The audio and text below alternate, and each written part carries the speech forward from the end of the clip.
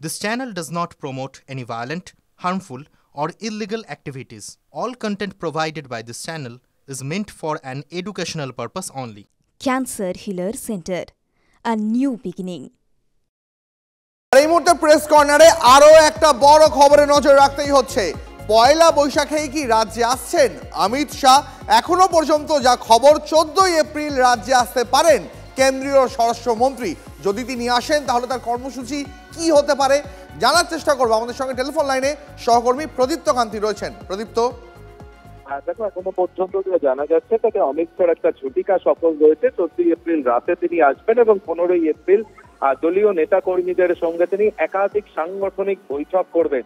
তবে যেহেতু পয়লা বৈশাখের সময় অমিত শাহর আসা, ফলে নববর্ষের কোনো কর্মসূচিতে তিনি কোথাও যাবেন কিনা সেই বিষয়টি এখনো স্পষ্ট নয়। বা তুমি জানো যে এই অর্থাৎ মার্চ মাসের একেবারে শেষে অমিত শাহর আসার কথা ছিল, কিন্তু 31শে মার্চ ঈদ থাকার কারণে ঈদের সম্মানার্থে অমিত শাহ রাজ্যে আসেননি এবং তখনই স্থির ছিল যে অমিত শাহ দিন কয়েকের মধ্যেই তিনি আসবেন। এখনো পর্যন্ত যা জানা যাচ্ছে তাতে 14 এপ্রিল রাতে এসে 15 এপ্রিল দলীয় নেতাকর্মীদের নিয়ে একাধিক সাংগঠনিক বৈঠক করবেন। মূলত বিধানসভা নির্বাচনে কোন পথে আসবে বা আগামী 1 বছর ধরে দল কিভাবে এগোতে চায়, কোন কোন কর্মসূচির উপরে জোর দিতে হবে, এই সমস্ত বিষয় নিয়ে দলীয় নেতাকর্মীদের পরামর্শ দেবেন, নির্দেশ দেবেন কেন্দ্রীয় স্বরাষ্ট্রমন্ত্রী অমিত শাহ। বেশ, অনেক ধন্যবাদ তোমায় প্রদীপ্ত।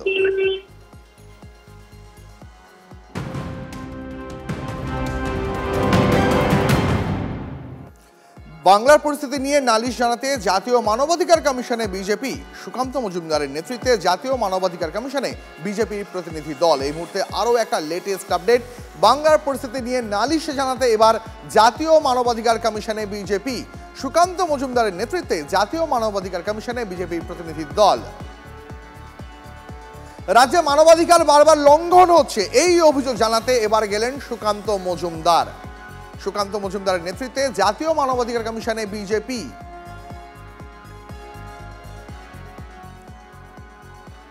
এই মুহূর্তে আরো বিস্তারিত জানবো এই বিষয়ে, কথা বলবো। আমাদের সঙ্গে নয়াদিল্লি থেকে প্রতিনিধি জ্যোতির্ময় রয়েছেন। জ্যোতির্ময়, কখন সুকান্ত মজুমদার মানবাধিকার কমিশনে যেতে পারেন এবং তিনি কি নালিশ জানাবেন?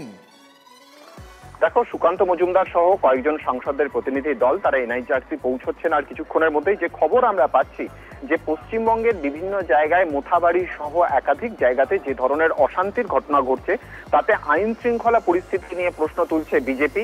এবং আমরা দেখেছি যে সংসদের অভ্যন্তরে তারা বিষয়টি তোলার চেষ্টা করেন এবং আজকে সকাল থেকে বঙ্গভবনের সামনে বিজেপির প্রত্যেক সাংসদ তারা উপস্থিত ছিলেন, তারা সেখানে বিক্ষোভ দেখিয়েছেন এবং কেন্দ্রীয় মন্ত্রী সুকান্ত মজুমদারকে দিল্লির রাজপথ থেকে কেন্দ্রীয় স্বরাষ্ট্র মন্ত্রকের নিয়ন্ত্রণাধীন দিল্লি পুলিশ আটক করে বাসে তুলে নিয়ে সংসদবাগ থানায় যায়। দীর্ঘক্ষণ তিনি থানায় ছিলেন এবং যে খবর আমরা পাচ্ছি এখন থানা থেকে বেরিয়ে তিনি সোজা আসছেন এনএইচআরসিতে। পশ্চিমবঙ্গের সামগ্রিক পরিস্থিতি নিয়ে তিনি এখানে অভিযোগ জানাবেন। বেশ জ্যোতির্ময়, অনেক ধন্যবাদ। নজর রেখো, কথা হবে নিয়ে তোমার সঙ্গে। মোথাবাড়ি সহ রাজ্যের বিভিন্ন জায়গায় হিন্দুদের ওপর আক্রমণের অভিযোগ। বঙ্গভবনের সামনে আজ প্রতিবাদ বিজেপির। দিল্লি পুলিশের সঙ্গে ধাক্কাধাক্কি হয় বিক্ষোভকারীদের। দেখাবো সেই ছবি। ব্যারিকেড সরিয়ে এগিয়ে যান বিজেপি কর্মীরা। কেন্দ্রীয় মন্ত্রী সুকান্ত মজুমদারকেও আটক করলো স্বরাষ্ট্র মন্ত্রকের নিয়ন্ত্রণাধীন দিল্লি পুলিশ।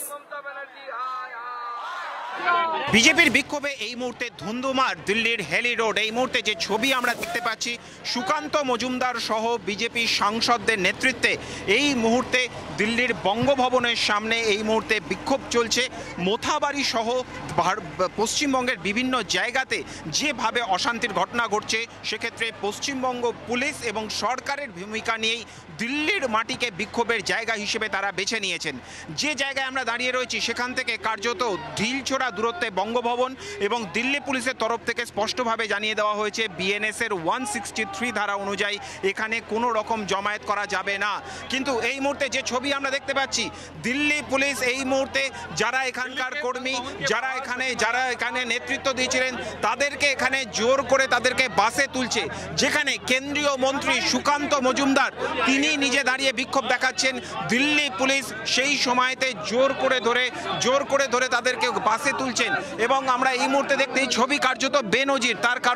তার কারণ যে সময় কেন্দ্রীয় মন্ত্রী সুকান্ত মজুমদার তিনি নিজে দাঁড়িয়ে নেতৃত্ব দিচ্ছেন, সেখানে দিল্লি পুলিশের এভাবে জোর করে বাসে তোলার ঘটনা কার্যত বেনজির ঘটনা। আপাতভাবে দিল্লির মাটিতে বিজেপির এ ধরনের জঙ্গি আন্দোলন এক কথায় বেনজির।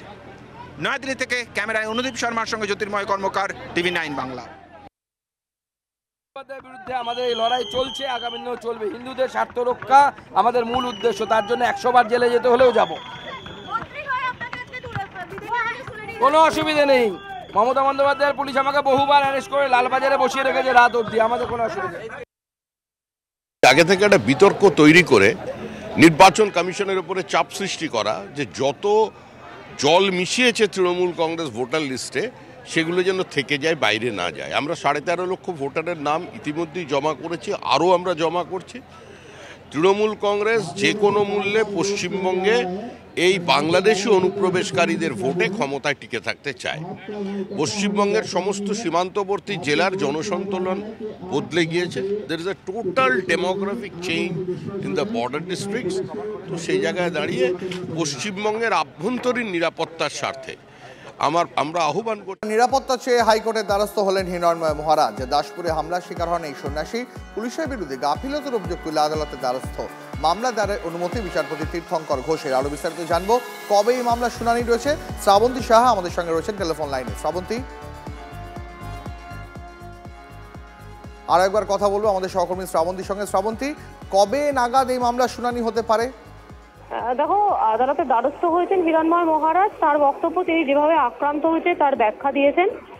যেভাবে তাকে তার চুল কেটে নেওয়া হয়েছে এবং হাতেও আঘাত দেওয়া হয়েছে, সেটা পুলিশের দ্বারস্থ হওয়ার পরে শুধুমাত্র FIR রুজু করা হয়েছে, কিন্তু তার বেশি কোনো পদক্ষেপও নেওয়া হয়নি। এমনকি নিরাপত্তা চাইছেন এই মহারাজ, সেই নিরাপত্তাও দেওয়া হয়নি। নিরাপত্তা চেয়েই আদালতের দ্বারস্থ হয়েছেন তিনি। চলতি সপ্তাহে আগামী সপ্তাহে এই মামলা শুনানি থাকছে। বেশ, অনেক ধন্যবাদ শ্রাবন্তী।